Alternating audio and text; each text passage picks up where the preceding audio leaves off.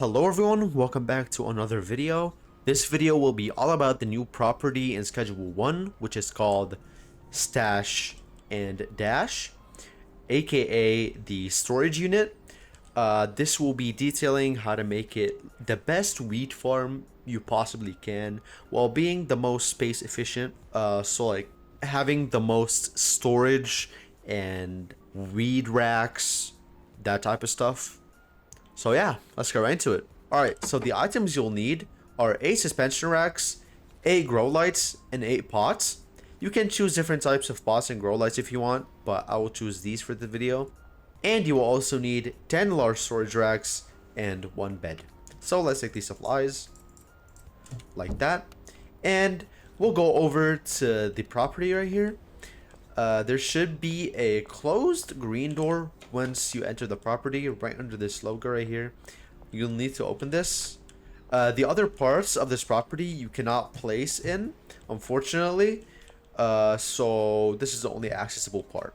Alright, let's go into here and hold the suspension racks. You'll need to place 5 of these in the back wall, just like I'm doing right here. 1, 2, 3, 4, and 5. Like that. And then go 1 storage rack space away from this storage rack right here. So 1, like that, and place the rest right here. Now place the grow lights like this, and the rest of them like that. And you'll also need to place your pots right like this. Boom. Now for the large storage racks. You'll need to start from this garage door and place them just like I'm doing right here, right against the wall. You'll place as much as you can right here. Leave a 2 block gap like that and place right here. On this back wall, place 1 storage rack like that and place the bed right here. Place another storage rack like that. You'll also place 1 storage rack right here and 2 storage racks like this. And that should be the full setup done. All of these storage racks are perfectly accessible by the employee, so you can assign any of these to the employee. I would recommend assigning these two for the supplies. We'll do that later. I have the employee outside. And yeah, that's the building aspect. Now let's go over to the employee and link him. Alright, so right here we have the botanist. So you'll have to go to your clipboard like this, click E on him, and you have bed, supplies, and pots / drying racks. Now let's first assign the bed right here, like that. Now let's assign the supplies. I would recommend assigning the closest rack to the spots because once the botanist needs to replant or place soil or any other liquids that you add to him, he'll need to go over here. So I'm gonna assign him this closest rack right here, and that's now assigned the pots / drying racks.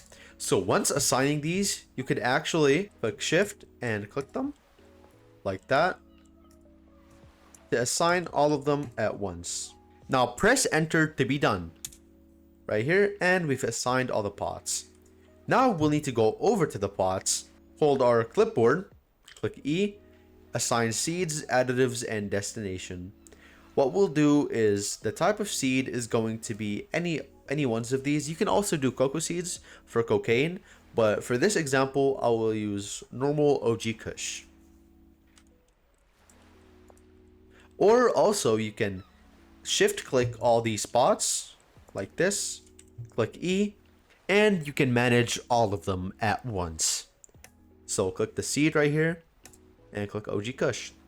In terms of additives, I will not add any for this video, so that can be it. But if you do want to add it, just click on here and select any one of these.